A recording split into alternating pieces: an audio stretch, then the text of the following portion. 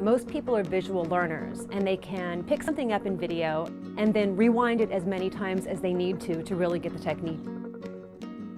So video is really ideal for knitting lessons.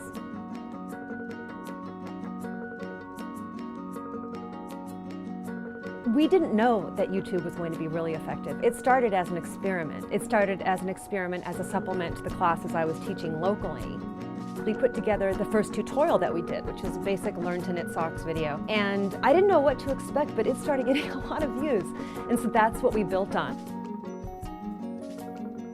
There are people with great knitting videos out on YouTube who aren't designers. And there are designers who make great patterns, but not video tutorials. So there are very few people that are doing what we're doing.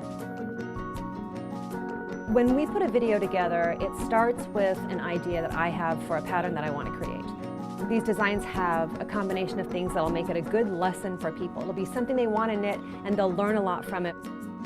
There is definitely a correlation between video views and pattern sales. Our highest viewed video is the pattern that has consistently sold the best over the past couple of years. We publish every week. Rain or shine, nothing can stop us. We publish every week. And it's really important. We've found that that's one of the main things that keeps us at the top of search results. I still teach classes locally, and my classes oftentimes have people in there who've never met me in person but feel like they already know me because they've been watching my videos, or they show up at the class because they want to take a class from Stacey Perry. YouTube has allowed me to go from this tiny local audience to this much bigger worldwide audience, and now teaching knitting in video is what I do full-time.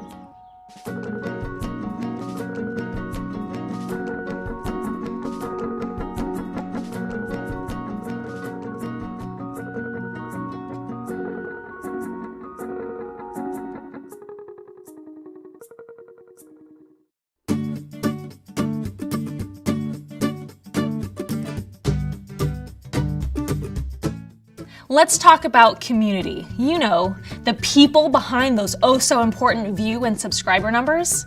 Thinking about your subscribers as the human beings they are is incredibly important on YouTube. Why? Well, first of all, YouTube as a platform is designed for social interaction.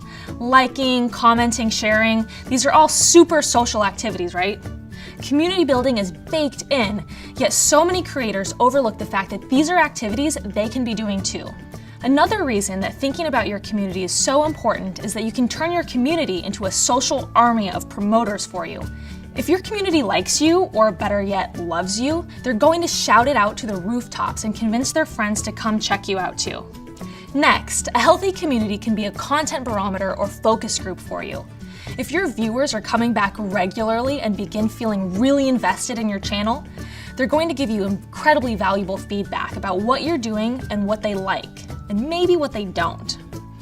And lastly, you want to begin thinking about fostering community because, well, community is going to happen with you or without you, and you really want to make sure that you're involved in shaping that discussion. Now, let's dive into what the YouTube community is all about and how you can successfully connect them. We'll tie in our community principles from Patrick Hanlon's book on primal branding. So I mentioned that communities will happen regardless, and that's partly because of human nature.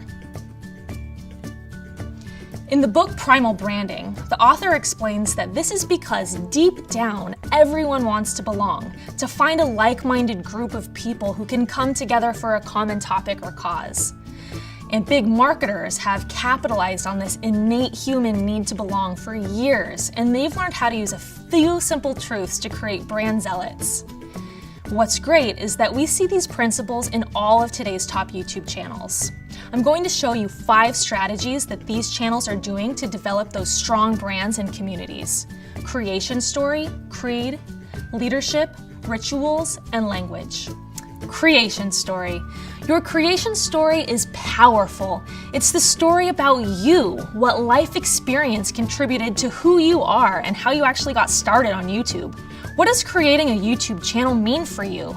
Tell your fans how you got started. By sharing your creation story, your fans now have an opportunity to learn more about you and see if they can relate. Viewers are so much more likely to return and support you once they can relate to your story. Let's take a look at a couple of creation stories and see how these folks got started. Do you know who these guys are and maybe part of their creation story?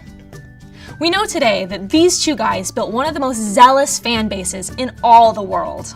And what about this YouTuber? Do you guys know him? Yeah, Shay Carl. He's one of the most well-known YouTube vloggers out there.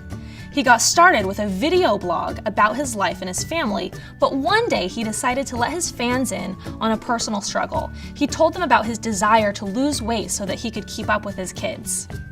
Instantly, many of his viewers felt like they could so relate to this story that they signed up to follow him on his next endeavor, which was a weight loss channel. Today, across these many channels, he has the most loyal and sustained audience on YouTube. So think about how your creation story can enhance and make the experience more relatable to your viewers. What were your humble beginnings? You know, your creation story. Give it some thought and tell me in a comment below. Now, we've talked quite a bit about why it's important to have a strong personality, a strong personal interest, and a story that you want to share with your viewers.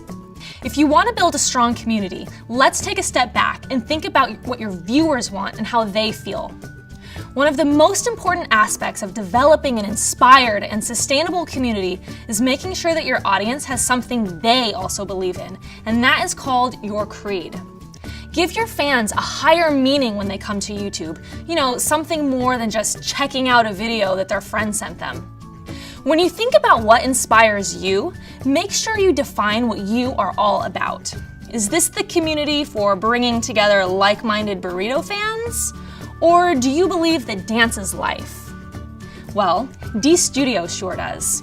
Let's watch a clip from the very first video D-Studio uploaded onto their YouTube channel.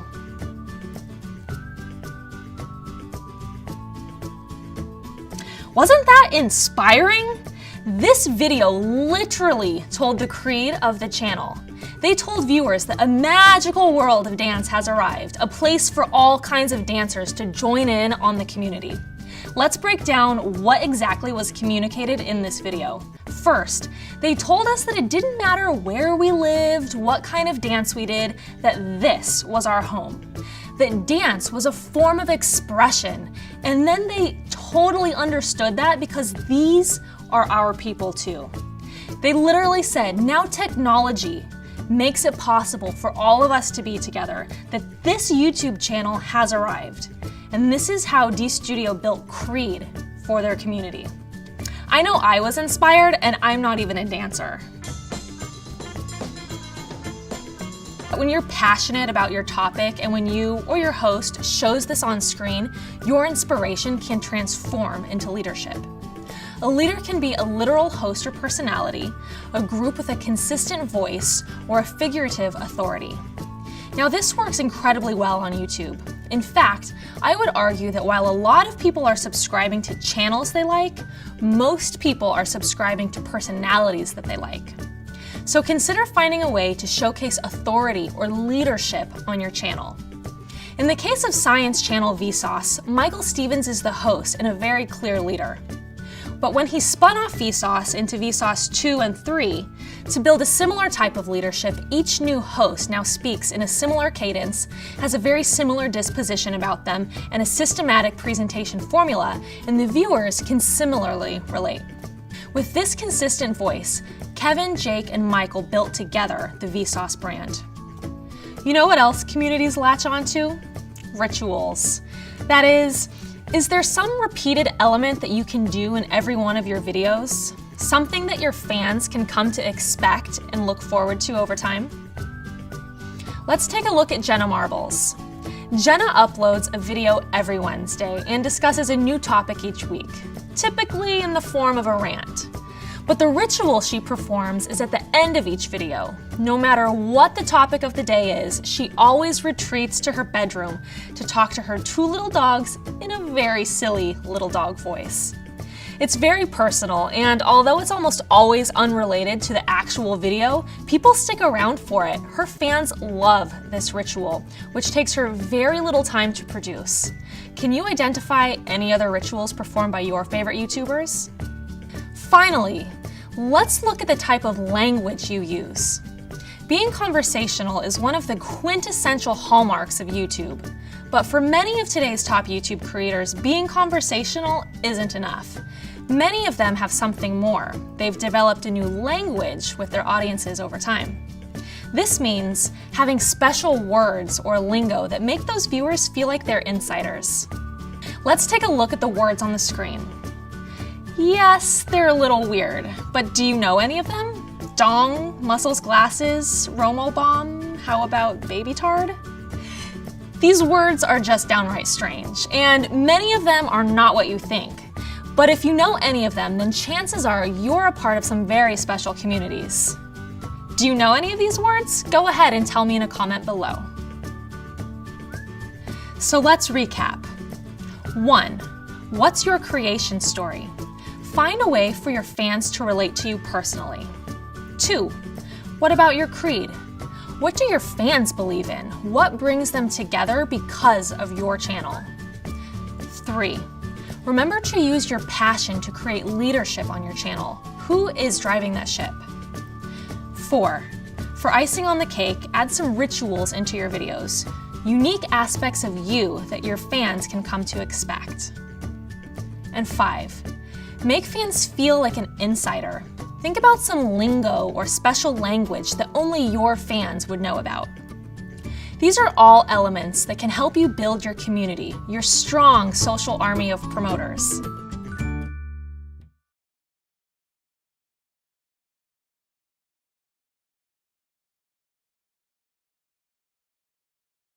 Marker.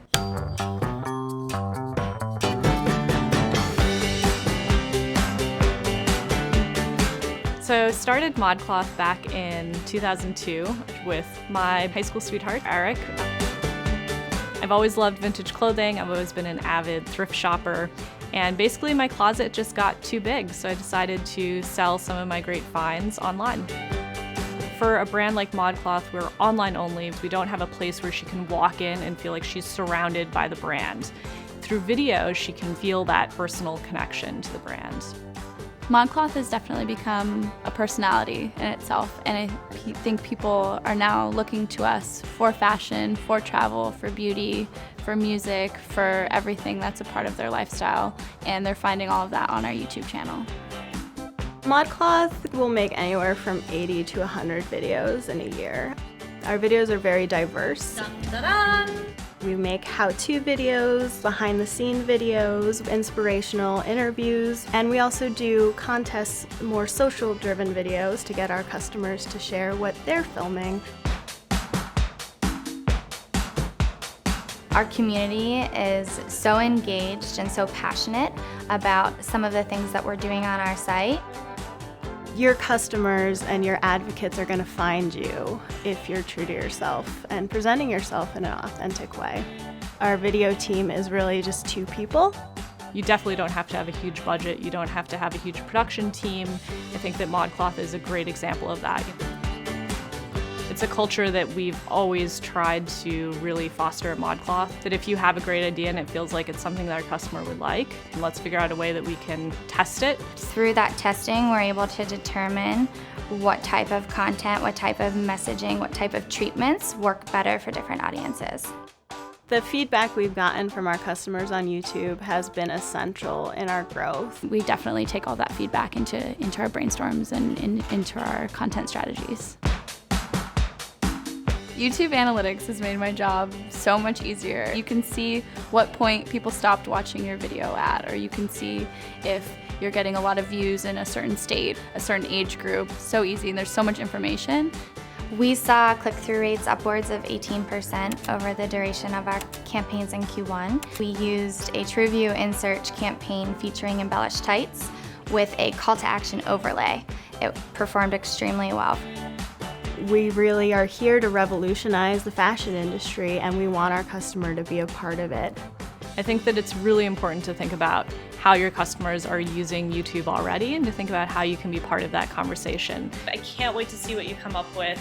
That's really core to what ModCloth means as a brand, is our community and our community's voice.